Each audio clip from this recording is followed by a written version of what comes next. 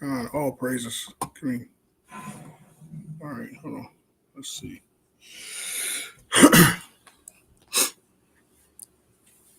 I might just go ahead and just. I'm gonna wait. I don't want to be too hasty. Let's give brothers and sisters time to join in. I think next time we'll set it up a little bit better to where we can just probably just go right into theirs. Shalom, shalom, family. Yeah,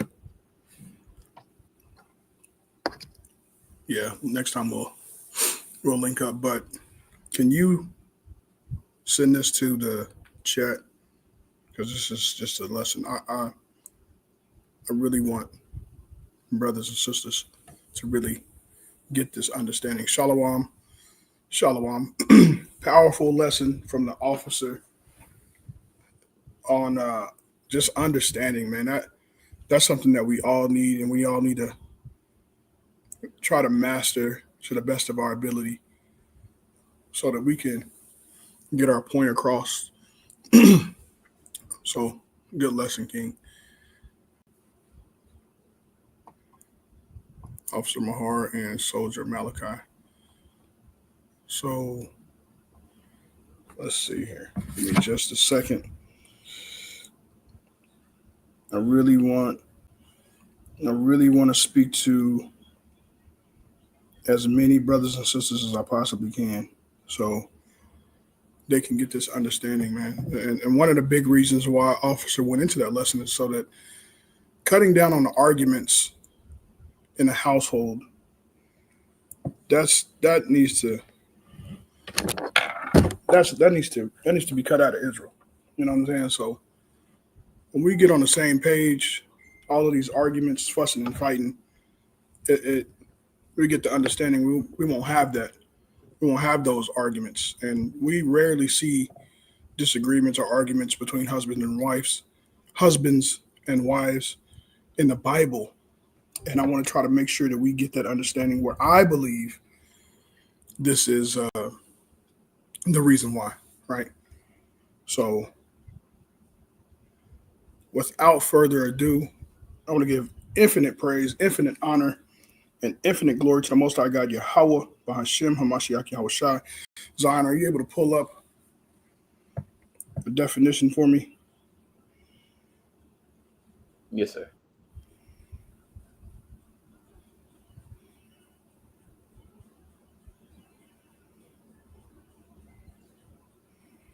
Can you hear me? Yeah.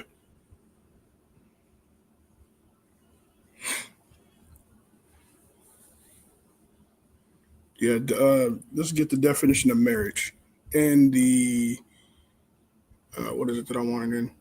I wanted in the Merriam-Webster dictionary.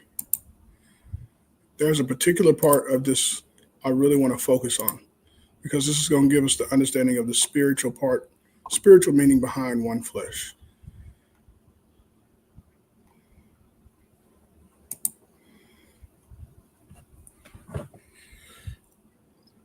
It's going to help us get us the spiritual meaning behind one flesh. Merriam-Webster dictionary.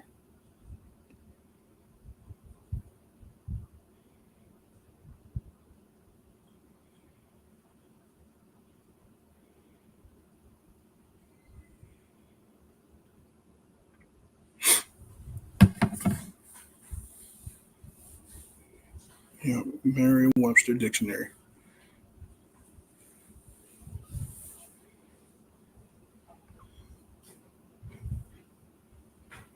See if we can get another soldier in here to help us out with some of this reading. My bad. Can you hear me? Yeah, go ahead. I need to share it. Hold on. I'll add it to the screen. All right, go ahead. It says marriage in the Merriam-Webster. It says the state of being united as spouses in a contractual relationship recognized by law. Go ahead. For the second one. It says the mutual relation of married persons, Mm-hmm. wedlock. It says the institution whereby individuals are joined in a marriage. Come on. It says an act of marrying or the right by which the married status is affected. The And third then the one is third what I one, want. it says the third one, an intimate or close union. An intimate or close union. Having an intimate or close union. This is a good starting point to have when it comes to being one flesh with your husband, right? One flesh with your wife. Having an intimate and close union. Now, on surface, every woman desires this when they get married, for the most part. You know what I'm saying? I'm sure you have your outliers. You have, you know what I'm saying, some women that don't necessarily they get married for the wrong reasons. But you know, for the most people that I'm touching on, making a general point, women desire to have an intimate relationship with their husband. Let me get Genesis chapter 2 and start at verse 21, Bob Kusha. Genesis chapter 2, and we'll start at verse 21. So the Bible talks about a man and a woman being one flesh, a husband and a wife being one flesh. So I want to show how deep that goes when it comes to being intimate in a union between a husband and a wife. It really looks like, I don't want to necessarily give everything away, but it really looks like the same intimacy and union that you should have with God, the same union and intimacy that you should have with Christ, right? So let's start at verse 21. My God, this is Genesis chapter 2, verse 21. It says, and the Lord God caused a deep sleep to fall upon Adam, and he slept, and he took one of his ribs and closed up the flesh instead thereof. Come on. And the rib which the Lord God had taken from man made he a woman, and brought her unto the man. And Adam said, this is now bone of my bones, and flesh of my flesh. She shall be called woman, because she was taken out of man. Mm-hmm. She shall be called woman because she was taken out of man. This unlocks a lot of secrets. She shall be called woman because she was taken out of man, right? She was taken out of man. She was the second part of man. Let me get Psalms 45 and 9 through 11. I'm gonna jump right into it. I ain't gonna hold too many punches, but I definitely, because I got a lot of material to cover. So, but yeah, this goes into a lot of different areas. When Paul spoke about in 1 Corinthians 11 that the head of all men is Christ, the head of Christ is God, and the head of man, it's like I said, right? The head of all men is Christ, and the head of Christ is God, and the head of the woman is the man. So this is the image and the glory of God, believe it or not, is the man. And we're going to get into how showing that the works of the flesh is thinking that you're equal to your husband. That is the works of the flesh. Paul explains that too. So let's get that in Psalms chapter 45 and verse 9 through 11. Yes, sir. This is Psalms 45, verse 9. It says, king's daughters are among thy honorable women. So king's daughters are the Israelite women. They are royalty women. Every single one of them. Every single one of them. There's not one that's less in the sense that she is not royalty. Shalom King. She is a royal princess. Go ahead. But it says that she shall be around honorable women. You are like the company that you keep. So when our daughters are around honorable women, they're going to mimic the honorable things that they see, right? And this is what we as men desire from our women. Go ahead.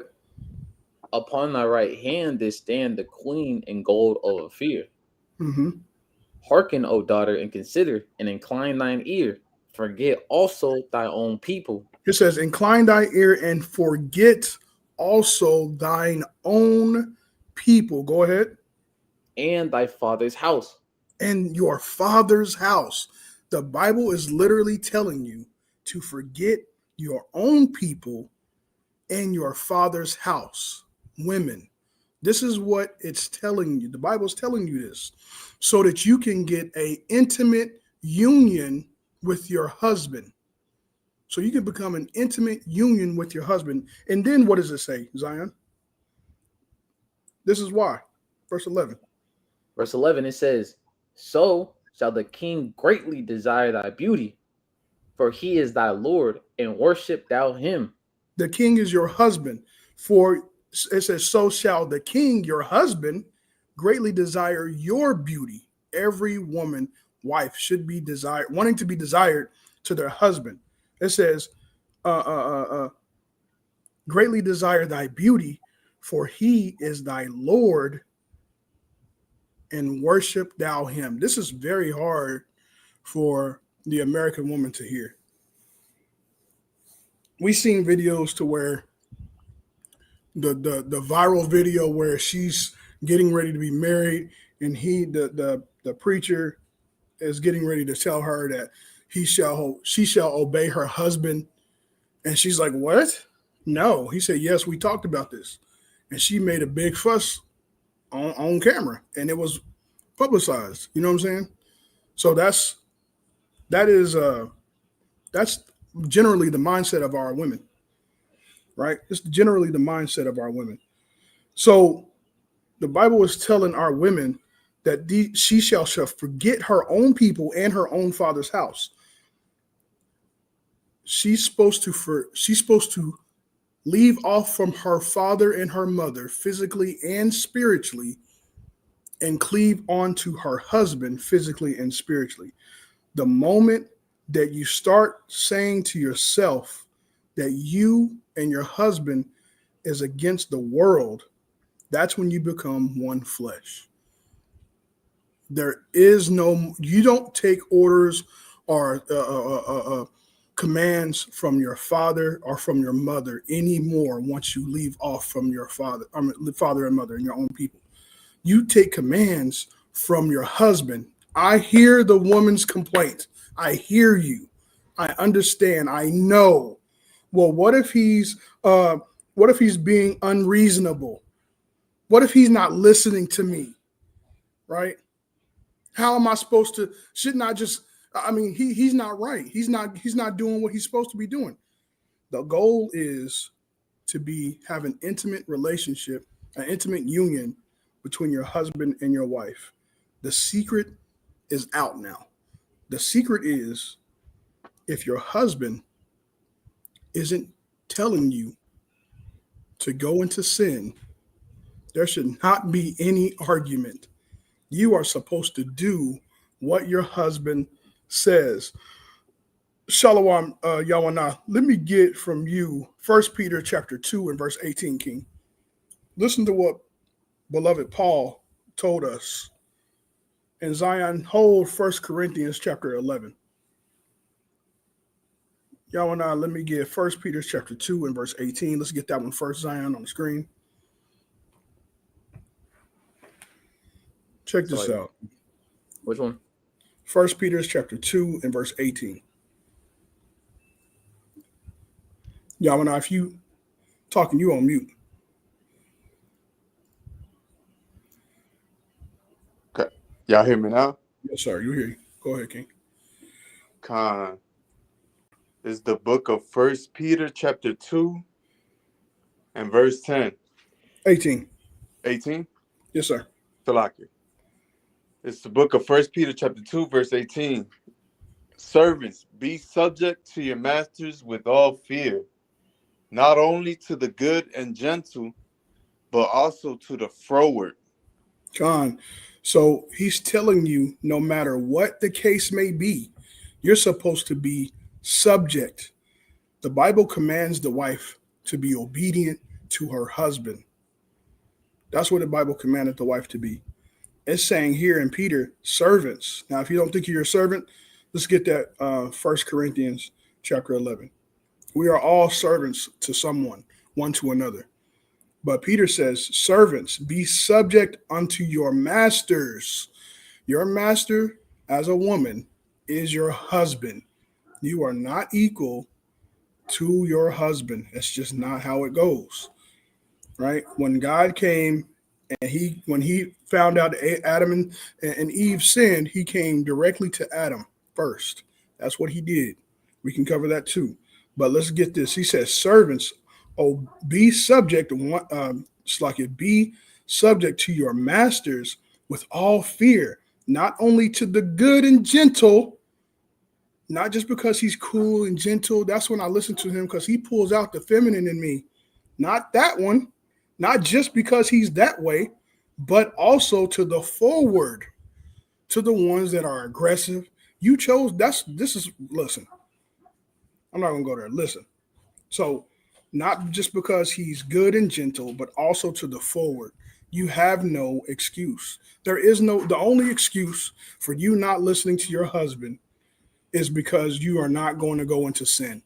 You have been locked in one union, an intimate union and relationship with God first, right? And then you attach to your husband. It never tells you to leave off from God. You always stay close to God, meaning you always keep his commandments. You always keep his laws. But if your husband tells you to go against the laws of God, then this is when you start to, hey, we need to seek counsel, right? And then you still do it in a gentle way. There's still a way that you got to approach that. But there's not supposed to be any arguments in the relationship, because the understanding is you are one flesh. It's you two against the world. You're not taking any outside information other than your husband. It's you and your husband. That's what it is. So let's get that in 1 Corinthians chapter 11. Let's start at verse 1. This is 1 Corinthians 11 and verse 1. Be ye followers of me, even as I also am of Christ. Now I praise you, brethren, that you remember me in all things, and keep the ordinances as I delivered them to you. It says to keep the what? It says and keep the ordinances as I delivered them to you. The keeping the ordinances is the laws of God. It's what keeps you in order. Let's get that video, Zion. Oh, this is a good time, I think, to get that video. It says to keep the ordinances as I have delivered them unto you. We're supposed to keep the order, not that one. We're supposed to keep the order of the Most High God. This is what puts everything in order. It calls a structure. But check this out. Hopefully we can all hear this. In a relationship, we respect each other. It ain't no leaders. We're partners. We're working together. No leader. No, because listen. No. That is a problem, and that is a great evil. It is evil as any demon you'd ever see in the flesh. I've never once heard a woman speak of a man as a partner, and then she has a happy, healthy home that's prosperous and good children. They all live under one roof with the man and the kids. It never works out. Do you have a situation where you live under one roof with your man and your kids? Well, I am divorced now, but that's my point, love. And I asked you that question because that is how that works out. When people are not in their place, things fall apart, and you will stick to your wrong ideology even though it's failed you. No structure, no leader, no relationship. 2025. 2025, man. Only in America, man. Only in America. So we see this behavior from our women because of our fallen estate, where in her mind, there is no, leave that up. In her mind, there's no structure. They're all equal. The husband and wife is equal. And mind you, she don't have a husband right now. She's divorced. And we see why. Because in her mind, she sees that they're equal. There's partnership, right? I understand this is a lot of things that women just don't want to hear in America because This is the mindset. We're fighting the American mind, the Western mind, and the Christian mindset. We're fighting a lot of fights as Israelite men, putting things in order. Hey, so I wanted to make sure that we do a fair use. Ain't that what it's called, Zion? What's it called? Fair. How you say that? What's it called? Yeah, fair use act. Fair use act. Fair use act. While I'm speaking about order, I got to do things in order too, right?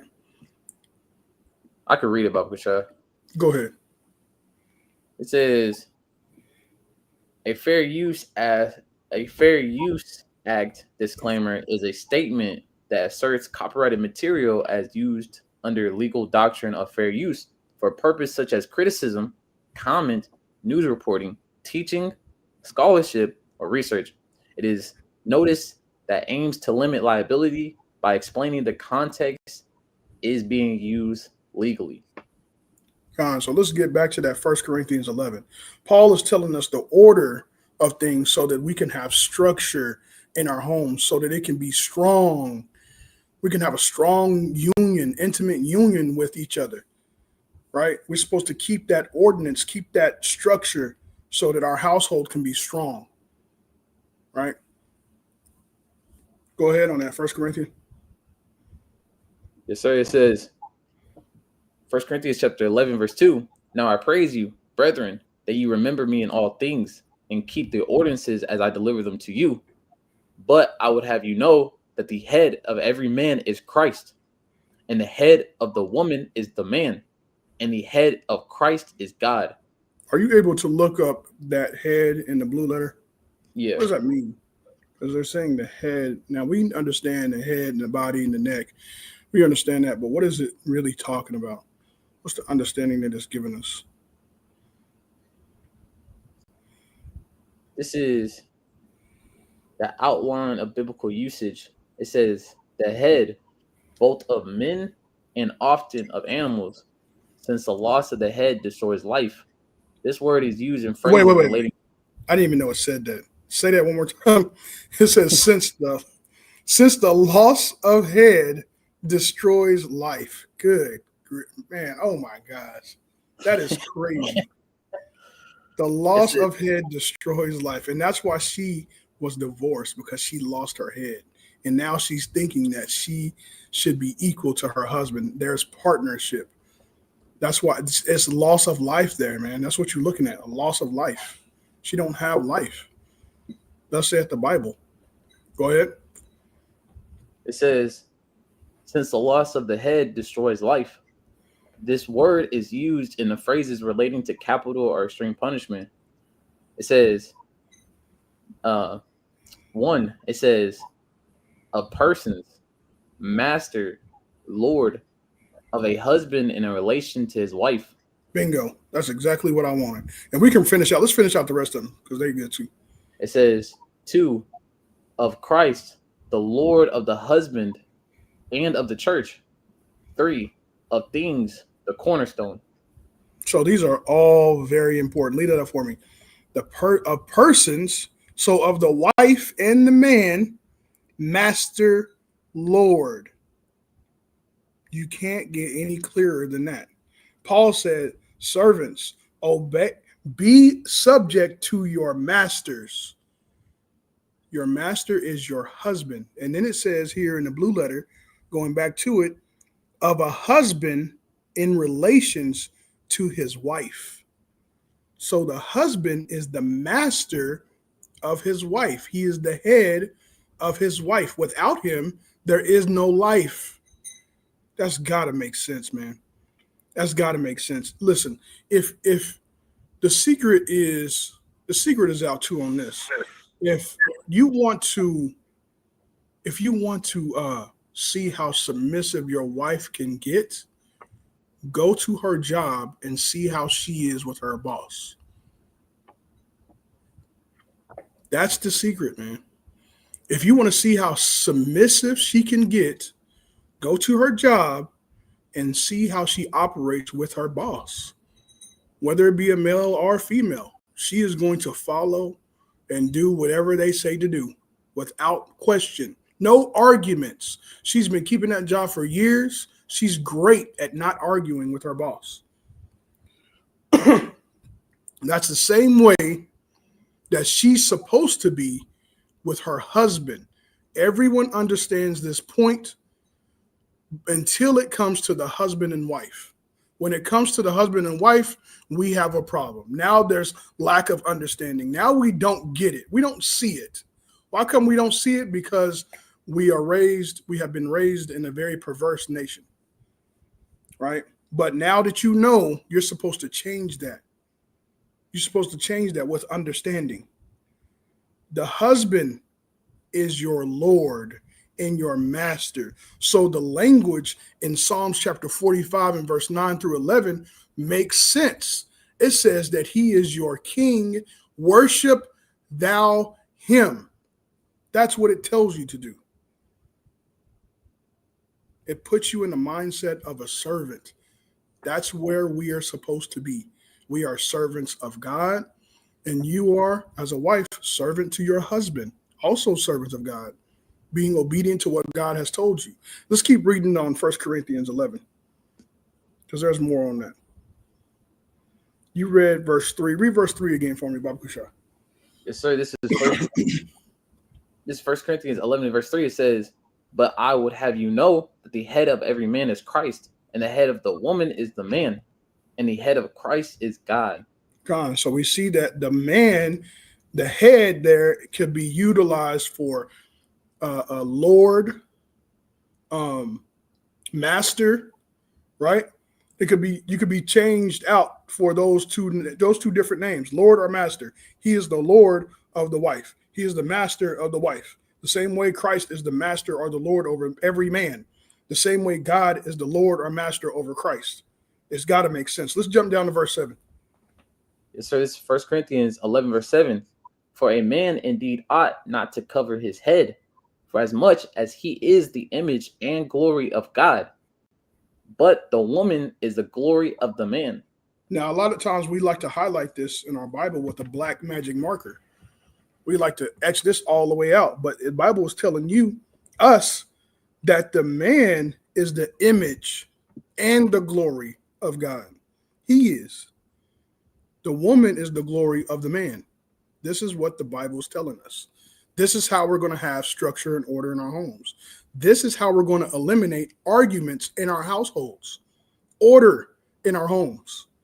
When we start applying this understanding of being one flesh, meaning it's us against the world, you don't take any outside information unless you get permission from your Lord, master, or head.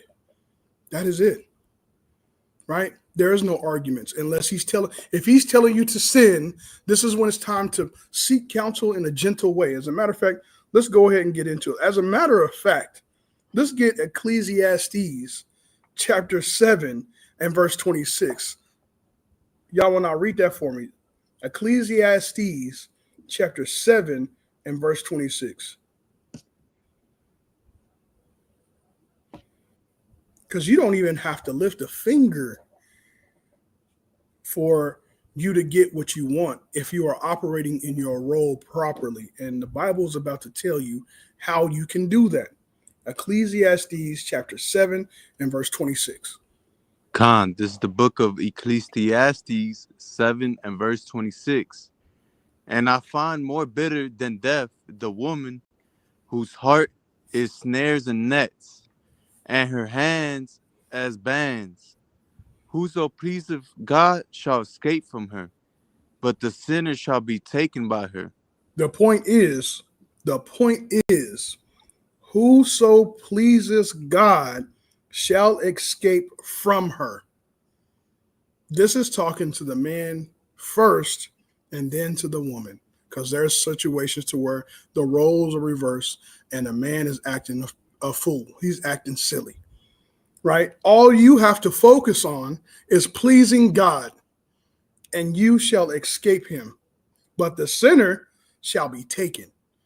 The sinner is going to try to take this by, I'm not going to let you talk to me like that. I'm not going to let you try to rule over me. I'm going to take this into my own hands. And that's not how we're designed.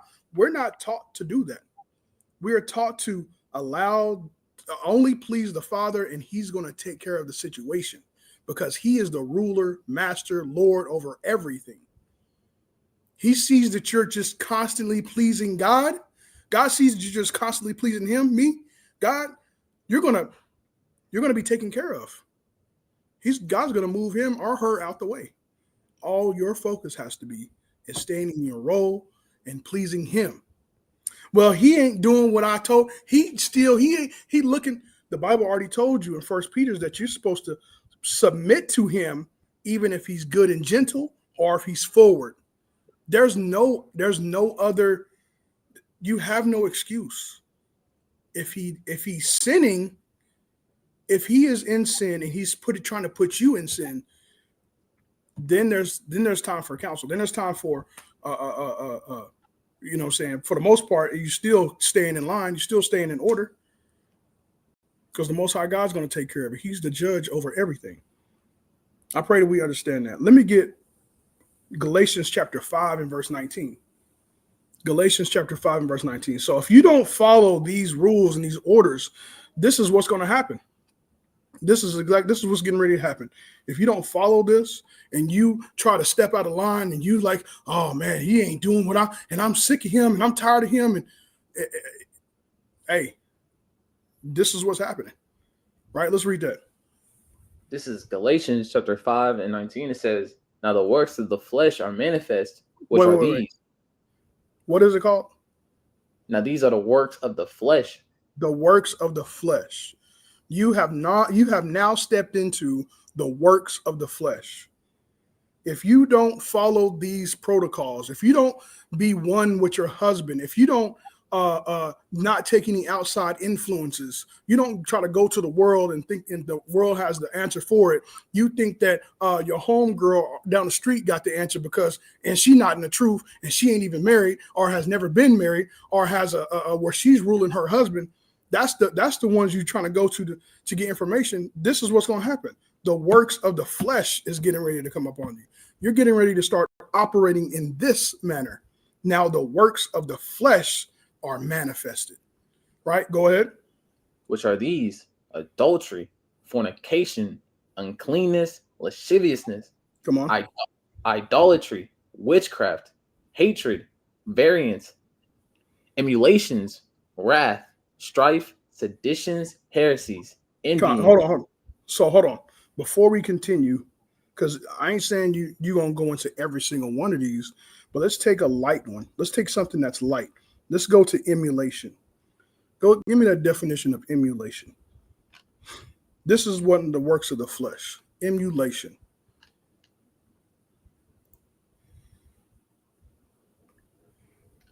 I didn't even think about going to blue there. What's that say?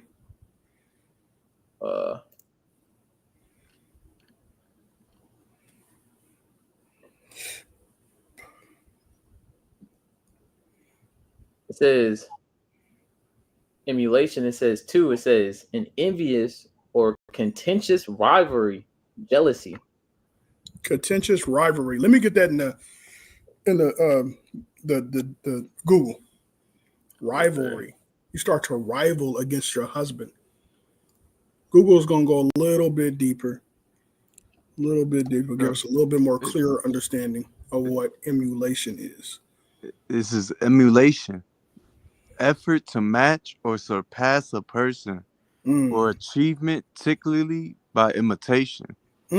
So it says effort to match, right? You're trying to become equal. Emulate. You're trying to emulate, equal that person by imitation. The wife is supposed to be feminine, and now she's trying to be equal to her husband by being masculine, right? Being masculine and taking that authority over him and tell him to get and trying to get him to move. So that's emulation. When you try to become equal to your husband in a masculine way. That's not good. That's emulation. That's the works of the flesh. That's what we're not supposed to do. If you follow the roles that the Bible has set up for us, You won't follow after the works of the flesh. You would solely trust in the Lord, and he would take care of the situation, whether it be removing him or correcting him, right? You will fall into emulation if you don't do this. It's supposed to be you and your husband against everybody. Just like Sarah did with Abraham. Abraham told Sarah, hey, let's go. We got to move. She left from her whole family, not knowing where she was going. You don't hear any arguments or complaints from her.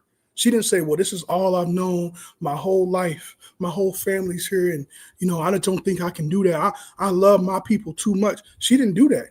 There's no record of her doing that. She picked up and he didn't complain. There's no on her side or on his side from the scriptures. We don't see that where she complained. She picked up her bags and followed her Lord like she was commanded and taught to do. There was no other outside influence. She didn't have to convert. Hey, you think it's good for me to go with my husband when he said to leave? There was none of that. As long as he didn't tell her to go into sin, there was no reason for her to be like, hold on. I'm questioning this move now. This move I'm questioning. He didn't tell her to go into sin. He didn't cause her to serve another idol, another God. He didn't do that. There's no reason to do that. There's no reason to start an argument if your husband, whether he be gentle or whether he be forward, there is no reason other than sin. Right? I'm going to keep echoing that because it needs to be said. So let's get back to it. Where's you at? Galatians, the works of the flesh. Because I got one more I want to pull out. It says Galatians 5:20. It says idolatry, witchcraft, hatred, variance, emulations, wrath, strife, seditions, heresies. Verse 21. It says envyings, murders, drunkenness, revilings, and such like, of the which I tell you before, as I have also told you in time past, that they would do such things shall not inherit the kingdom of God. So any of these people that are doing these things, making yourself equal to your husband, right? And let's go to sedition. Let's go to sedition in the Google definition. Let's go to sedition. If a woman is doing these things, she shall not inherit the kingdom of God. You are working in the works of the flesh. God told you already how you're supposed to behave. There's no reason for an argument. There's no reason for a disagreement. He makes the decision. I got a job where I drive people around and told the story to my wife. My wife is Creek, and also the lady that I spoke to, she was Creek, but she was like older. We're like 60, 70. I was driving her to her appointment. And she started telling me about how she was raised traditionally. And she said, the men always made the decisions on everything. And I said, well, what did you actually try to record this conversation? Because it was good information. She said, I said, how did you feel about that? She's like, I didn't feel anything because I was raised that way. Like, I didn't care whether, one way or the other. We just did what we were told. That's completely different from America's way of thinking now. The man made decisions on everything. That's what she told me. You know what I'm saying? So that's what we got to get back to, where the husband is in rule. He's ruling his home. He's in authority. He's in line with God. He's doing what he's supposed to be doing according to God. You feel comfortable knowing that he is striving for righteousness. There is no reason to argue with him. There's no reason to buck up. As a matter of fact, let's get that sedition. It says sedition.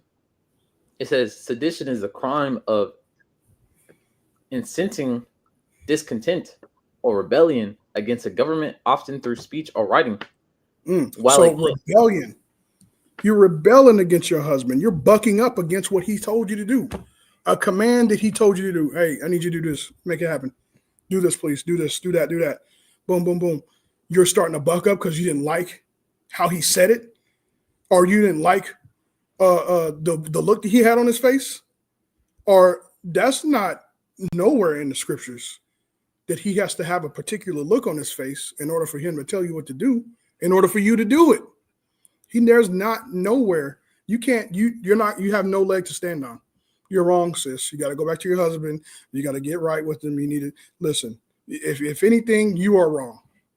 He hasn't done any sin. We can't find fault with him. He's blameless. That's how it's going to look when it comes to judgment, right? And then if you take off from that judgment, then you're going to be judged by the Lord. The Most High God is going to judge you. And that's something that you don't want, right? But if you don't follow the protocol, you're going to be in the works of the flesh. You're going to be following after these things that Paul has set up for you in Galatians, that these are the works of the flesh. And if you do these things, you will not inherit the kingdom of God.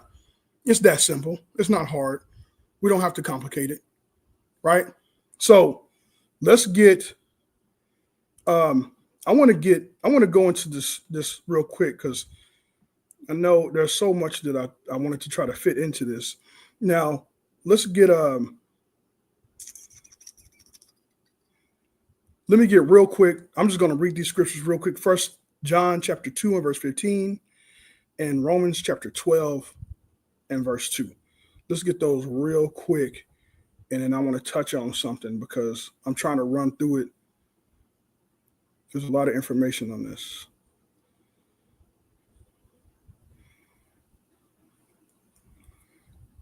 There's two forms of judgment. When we got, Lord willing, I can properly educate, edify brothers and sisters when it comes to the Sons of Jacob Academy that's getting ready to come up this Monday, Lord willing.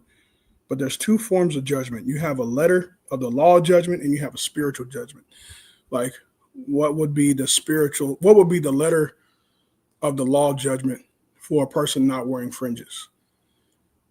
There is not a letter of the law judgment, you know what I'm saying, of a person not wearing fringes. Now the judge can say beaten with lashes, you know what I'm saying? That could be the judge's call, but technically there is not a letter of the law judgment to it, attached to it. Now there is a spiritual part of the law if a brother is not wearing his fringes or a sister that's not wearing their fringes. It will be the spiritual part of it is that they will forget to keep the commandments. I can't cause a brother or sister to forget to keep the commandments. Like if a brother or sister eat pork, I can't sentence them parasites in their body. That's up to the Lord's judgment. So there's a written part of judgment and there's a spiritual part of judgment. And the spiritual part of the judgment is you definitely don't want that. So I'm saying that so that we can get this understanding that's getting ready to come up next. So what I got you holding? I got 1 John 2:15. Yes, sir. Let's get those. Get this real quick. This is 1 John 2 verse 15. Love not the world, neither the things that are in the world. If any man loves the world, the love of the Father is not in him. So if you're loving the world, if you're following after the world, if you're what every relationship couple in the world is doing, you're supposed to be holy. You're supposed to be set apart. You're supposed to be different. You're supposed to be moving differently, meaning you are subject unto your husband. He is following after the laws of the Most High God. No matter what he says and how he says it, I'm supposed to do it. If I don't do it and he's not telling me to go into sin, I will be in sin, right? That's the way it looks. So you are not supposed to be following to the world. It says, love not the world, neither the things that are in the world. If any man love the world, the love of the Father is not in him. Let me get Romans chapter 12 and verse 2. Romans chapter 12 and verse 2. You've got to start seeing eye to eye with God and your husband, right? If you don't, if you agree with the world and your husband agrees with God, then you are not one with God. You are not one with your husband. If your husband is seeing eye to eye with the world and you see eye to eye with God, y'all are not one flesh.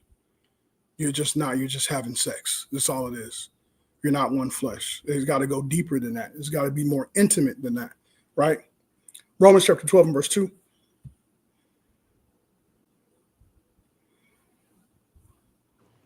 It's the book of Romans, chapter 12, verse 2.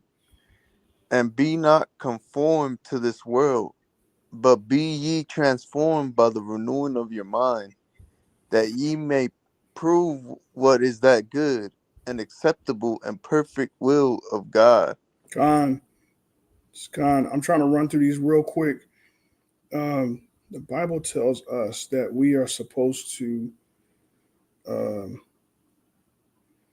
basically, there, believe it or not, there is a such thing. There is a such thing. I'm gonna go out on a limb as a spiritual virgin. Let me get the book of Sirach, chapter 7 and verse 26. There is a such thing as a spiritual virgin. But here in the book of Romans, in chapter 12 and verse 2, it says, and be not conformed to this world, but be ye transformed by the renewing of your mind. You got to renew and take time to transform the mind. You know, the Bible tells you to examine yourself. One of the bravest things a man or a woman can do is judge themselves honestly. If you took the time to judge yourself honestly, yeah, I do be hating a lot. Yeah, this could be considered as jealousy. Yeah, this dude could be considered as not being obedient when God told me that I'm supposed to be obedient. Yeah, this could be considered lust or whatever the case may be. That is the bravest thing that you can do, is judging yourself, because it takes bravery to do that. Like a lot of people overlook their own faults and they are quick to point the finger at somebody else's. Right? Okay. So going back to the statement that I made of being a spiritual virgin. So let's read that real quick. This is Sirach 7 and 26. It says, hast thou a wife after thy mind? Forsake her not, but give not thyself over to a light woman. Mm-hmm. So what is a virgin? 9 times out of 10, and this is what I mean. This is the sense. This is the sense that I'm trying to give and deliver. If a woman, now watch this. This also applies to the man, but I'm gonna use the woman. This applies to the man when it comes to Christ. So the woman, how she can be a virgin. Now, 9 times out of 10, we have when a girl is a virgin, that's a young woman. She is more flexible. She's more pliable to bend and be more gullible to a man, her husband, when he tells her to do it, because she doesn't have experience in anything. She only knows herself. She only knows her husband. This is the mindset of a virgin. She has no experience. Now, a woman that has much experience, she's gonna be like, you're not finna tell me nothing. I already know. That's going to be the mindset of a woman that has experience. Now, there is, what do you call it? There is, my wife was laughing. There is exceptions to every rule. There's exceptions to every rule where you have some women that are older and they understand how it's supposed to go and they follow that. That is beautiful. And I pray that our women get on that time. But this is the mindset of a virgin. She doesn't have any experience. She is unsafe. She feels unsafe because she doesn't have experience. The only person that has experience is her husband. So it says, hast thou a wife after thy mind? This is what we want. We want a woman after our mind. It says, forsake her not. This is a woman that is one flesh with you. Why would you leave off from her? She sounds like you. She almost looks like you. That woman is so one with you, she almost looks like you. She is following your footsteps. It says, hast thou a wife after thy mind? Forsake her not, but give not thyself over to a light woman. Light meaning stupid or silly. A woman that can't bend, a woman that's not flexible, a woman that has her own opinions and her own experiences. Don't give yourself over to her. She's not finna follow you. You're walking into hell. That's what you're doing. Don't do that. Right? So, give not thy, hast thou a wife after thy mind? This is what a spiritual virgin looks like.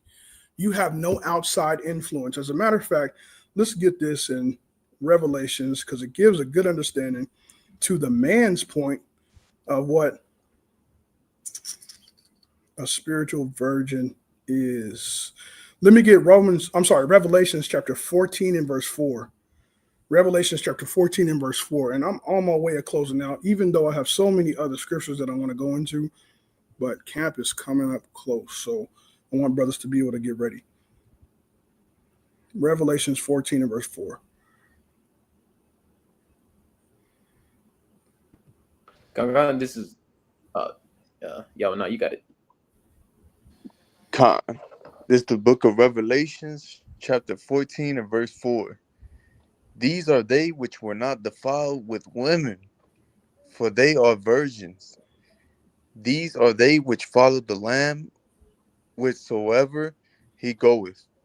These were redeemed from among men, being the first fruits unto God and to the Lamb. Con, so the same idea, the same principle follows the man in a sense of be not defiled with women, be not defiled with much philosophy or with other other gods, right? Other mindsets other than Christ.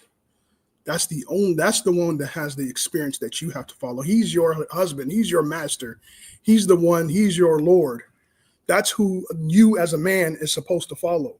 You're supposed to be pliable and flexible and willing to bend to him wherever he goes. Wherever he goes. It says, these are they which follow the Lamb whithersoever he goeth. So see that? They're doing whatever Christ is telling them to do, whatever he's showing them. That's what they're doing. They're not bucking up against it. They're not causing a debate. They're following it as the same way they see it, right? Same way they see that Christ is telling them what they're supposed to be doing. They're not bucking up against it. They're not sedition. They're not giving sedition. They're not rivaling against Christ. They're doing it, right? So everybody has a part to play. Don't think it is just you women. Men, you have a part to play. You got to be the same way that you expect your wife to be to Christ. You got to be that same way, man. You got to be that same way, right? So let's get into this real quick. This is going to be a little bit long, but let's get Esther chapter 1. I really want us to get this understanding. And then hopefully I have time to finish this. Esther chapter 1. The Most High God told the wife that she's supposed to obey her husband. She's supposed to obey her husband. If she does not obey, she is in sin, right? So this get the understanding that even the heathens had. Let's go to the book of Esther chapter 1. I kind of want to start at verse 1. I really want us to let's start at okay, Zion, let's read this and read this as quick as you can. Yes, sir. Go ahead. This is Esther chapter 1 and verse 1. It says, now it came to pass in the days of Ahasuerus. This is Ahasuerus, which reigned from India even unto Ethiopia, over 127 provinces. It says that in those days that the king Ahasuerus sat on the throne of his kingdom, which was in Shushan, the palace. In the 3rd year of his reign, he made a feast unto all his princes and his servants, in power over Persia and Media, the nobles and princes of provinces being before him, when he shewed the riches of his glorious kingdom and the honor of his excellency majesty many days, even 180 days.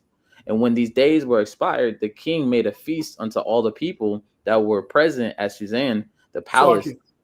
Jump down to verse 11. Yes, sir. This is verse 11. Esther 1 verse 11, to bring Vashti, the queen, before the king with a crown royal, to shew the people. Start at verse 10. My bad, because it didn't understand. Verse 10 to 11. Yes, sir. This is Esther 1 verse 10. On the 7th day, when the heart of the king was merry with wine, he commanded Mehuman, Biztha, Horbana, Bigtha, and Abigatha, Shethar, and Carcass, the 7 chamberlains that served in the presence of Ahasuerus the king, to bring Vashti the queen before the king with a crown royal, to shew the people and the princes her beauty. So we see what's going on. She's supposed to be the king sent these men to go fetch her queen, his queen, right? And so that he can show off her beauty. This is what's going on. Go ahead. But the queen Vashti refused to come to the king's commandment by his chamberlains. Therefore the king was very wroth, and his anger burned in him. And the king said to the wise men, which knew the times, for so was the king's manner toward all that knew law and judgment, And the next unto him was Karshena, Shethar, Admatha, Tarshish, Meres, Marcina, and Memucan, the 7 princes of Persia and Media, which saw the king's face, and was sat at the first in the kingdom. What shall we do unto the queen of Vashti according to the law?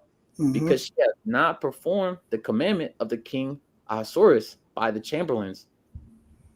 And Memucan answered before the king and princes, Vashti the queen hath not done wrong to the king only, but also to all the princes. So you And see to- that? So she didn't want to do what the king said, and they said that she didn't just do wrong to the king only, but to everyone in the kingdom. So what you do in Israel affects us all. How you rule and reign your house, how the women are subject to her husband. If she is not subject to her husband, this is going to trickle down, especially you women that have a husband in leadership. As a matter of fact, jump down to verse 20. Wait. Yeah, let's start at verse 20. I think that's what I want. Kanye, sir, this is Esther 1 verse 20. It says, and when the king's decree which he shall make shall be published throughout all his empire, for it is great, all the wives shall give to their husbands honor, both to great and small. So this wasn't just to the great, this was also to the small too. So everyone is affected by how a wife moves. Everyone, they had this understanding. The heathens did. We have to have this understanding too. If the wives in leadership aren't in order, first of all, the women that are coming into the truth aren't going to have honorable women to be around because you're out of order. She has no woman to look up to see, oh, this is how I'm supposed to be. Wait, she's bucking up to her husband. That means I can do it too. They showed you, the heathens showed you, if the wife isn't doing it, then this is going to affect all of our houses. This is going to affect everyone. If the queen says, nah, I ain't coming, you know what I'm saying? Because I don't feel like it. I don't care what the king said. If she does that, that's going to affect all of our houses. So she got to go. She got to go, right? That's the understanding. It said, all the wives shall give to their husbands honor, both to great and small. Everyone has to. Everyone. Right? Let's finish that off, verse 21. I mean, all the way down to 21. I think that's what I want. Verse 21, and the sayings pleased the king and the princes, and the king did according to the word of Memucan. This is the last one. Let's get the book of Ephesians chapter 5 and verse 21 through 26.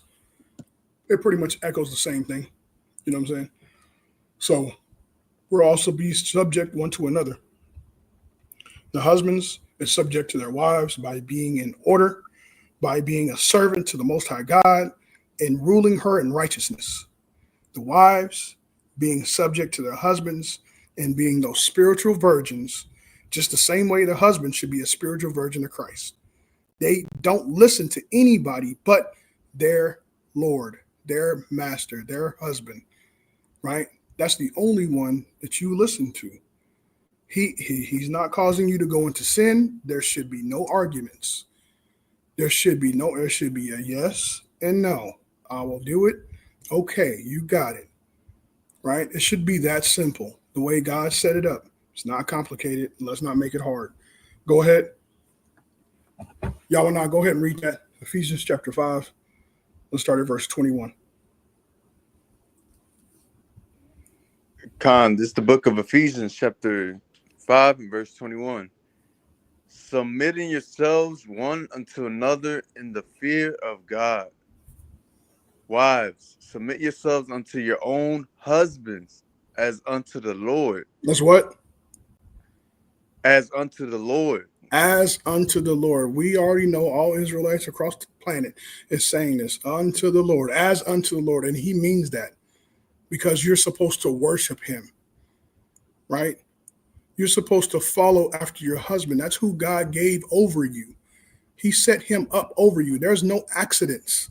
You came into this truth. He made all things new, even you. And no matter how many men you messed with, he made you a new creature in Christ. He started you over from ground zero because that's what wisdom can do. That's the power of the Lord, right? So you're supposed to follow after your husband as he is the Lord. Go ahead. For the husband is the head of the wife, even as Christ is the head of the church, John. and he is the savior of the body. So let's not forget that the meaning of head means Lord or master. Don't know why we leave off from that. Why do we forget that? Now, we know here in America, they take that in a prideful sense, but we know in our brothers across the ocean in England that was raised in a kingdom mindset, that is not a light word. That's a word of like, dang, I got a responsibility now. They have a whole different mindset when it comes to Lord or master than we do. The mindset that we have is, yeah, I'm going to do, you know what I'm saying? Yeah, I'm going to make her do whatever, you know what I'm saying? After I use the bathroom, go flush it. I'm your Lord. No, that's not how it's supposed to be. The meaning of Lord and master in a royal mindset, in a kingdom mindset is you are now responsible for that woman in every way. You have to take care of her. You have to look out for her. You even have to put your life on the line for her. That's you being a Lord, the same way Christ did for us. Sleepless nights, praying, gray hairs at 33 is the same way that he's expected you to be a Lord or a master over your wife, right? So the understanding of Lord and master is different. When you put it in its right place, it looks a little bit more scarier. It looks a little bit more, dang, I got a role and responsibility that I can do. I can't just do whatever I want to, snap my fingers and tell them, hey, go. Now, there is a time and place for everything. You know what I'm saying? Now, there is a time, it probably should be times to where you are hard on your wife to a degree to where you want her to start, because we know we coming up on times to where you ain't gonna have the privilege of being nice. You ain't gonna have the privilege of saying things sweet. When Jacob's trouble come, hey, baby, can you please, can you move that? There's not going to be that time. It's going to be a different time. It's going to be a different attitude, a different spirit, right? So whenever he says to jump, you're going to have to jump, baby. You got to, for your life. It ain't going to be no hard feelings. Your feelings got to be pushed to the side and understand that he is trying to protect you. He loves you. He's trying to care for you. He's looking out for you. Regardless of how he sounds, you're still supposed to follow him. That's what a Lord or a master looks like, right? So we got to get that understanding, man. So keep going though.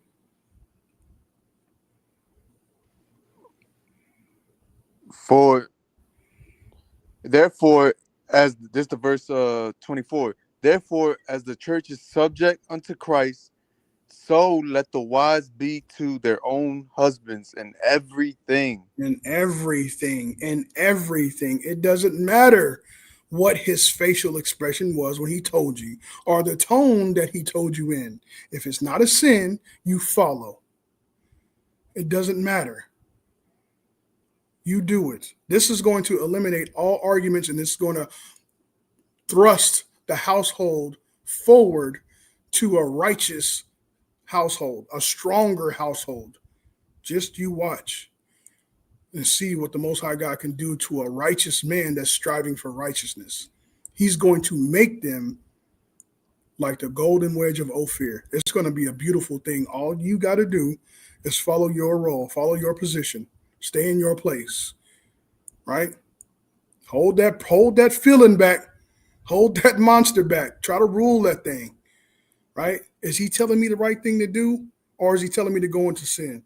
If he's telling me the right thing to do, then I should just do it. He really loves me.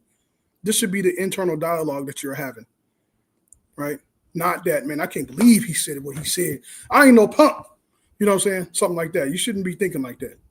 He ain't gonna disrespect me. There ain't no disrespect. Y'all one flesh. It's you and him against the world. That's who it is. He's looking out for your best interests, no matter how he tell you. Right? If he say he don't want you into a masculine job or a masculine position, you shouldn't do it. Find you something different. No hard feelings. Right? This is for the benefit of him so that he can go forward in righteousness. Right? So keep going. Verse 25. Husbands, love your wives, even as Christ also loved the church and gave himself for it, that he might sanctify and cleanse it with the washing of water by the word. And this is the role that we're following as men, righteous men. If a righteous man isn't going to the Bible to educate and edify his wife, then he is not properly washing her. He's not properly washing her. He's doing it with some other means and fashion. He's got to be washing her according to how Christ washed us. He's got to be putting us in order the same way Christ put us in order. Right? So, Lord willing, brothers and sisters got an understanding of one flesh, the understanding of the spiritual understanding of what one flesh is. It's you and him against the world. If he's not telling you to go into sin, you gotta follow him. Don't let your feelings put you into the works of the flesh, right? Where you feeling like you equal to him, or he did it to you, so I got to do it to him. Or don't do that. Don't do that, right? Stay in the spirit. Understand that he wants the best for you. Understand, even if you got to write it on your wall, put it on there that, hey, he wants the best for me. He's looking out for my best interest. He is my Lord. You got to wash away that American thinking. Only in America our women have that privilege to think like that, right? So, hey, so with that, man, we're going to give all praise, all honor, and all glory to the Most High God, Yahweh, Bahashem, Hamashiach Yahushai, Shalom, Barakatah, peace and blessings, family. Have a beautiful Sabbath. Shalom Barakatah. Shalom, barakatah.